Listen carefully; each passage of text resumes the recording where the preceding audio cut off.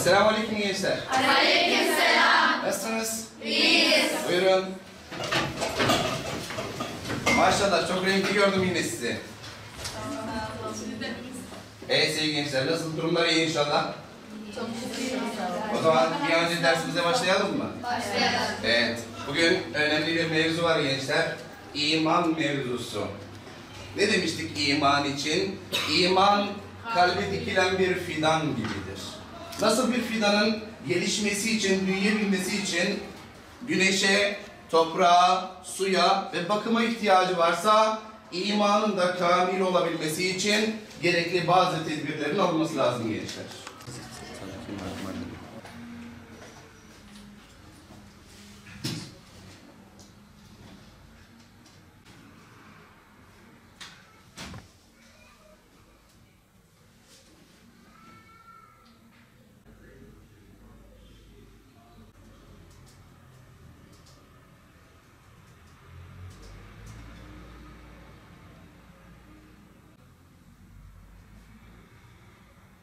İmam Hatip okullarının temel gayesi, kendisi ve yaşadığı toplum için bilgili, kültürlü, başarılı, kendine güvenen, inançlı gençler yetiştirmektir.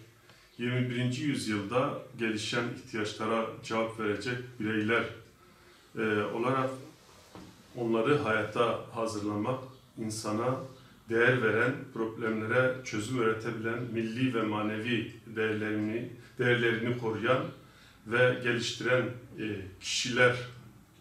kişilikli insanları yetiştirmektir İmam Hatipler. İmam Hatip okulları sosyal, beşeri, fen bilimleriyle birlikte İslami ilimleri aynı müfredat altında gösterilmesi bakımından Türkiye'ye özgü bir eğitim biçimidir, bir tecrübedir aynı zamanda. İmam Hatipler ülke için çok önemli okullardır tabii ki. Bir zamanlar 28 Şubat darbesinde İmam Hatip ortaokullarının bölümünün kapatılması, katsayının önüne geçmesi gibi bazı sıkıntılar yaşandı. Ancak şu anda İmam Hatip ortaokulları gittikçe çoğaldı. Örneğin Mardin'de şu anda 114 tane İmam Hatip ortaokulu mevcut ve 25 tane de İmam Hatip lisemiz var. İmam Hatip okullarının önünü hiçbir zaman hiçbir zaman kapatamazlar.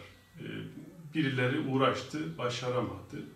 Çünkü İmam Hatipler ülkesine, milletine, inancına bağlı olan insanlardır.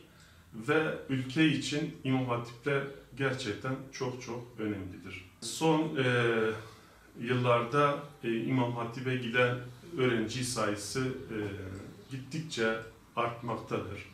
Bu sevindirici bir haber. Biz o ailelere, anne babalara, 4. sınıfta okuyan anne babalarına şunu demek istiyorum. O öğrencinizi alın ve direkt en yakın İmam Hatip ortaokuluna kaydedin.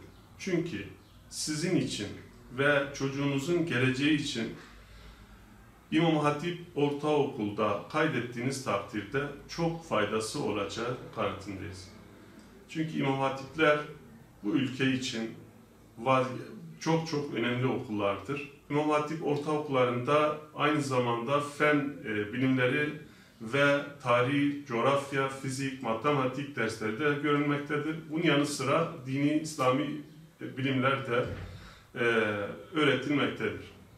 Çocuklarınızı İmam Hatip'e kaydedin.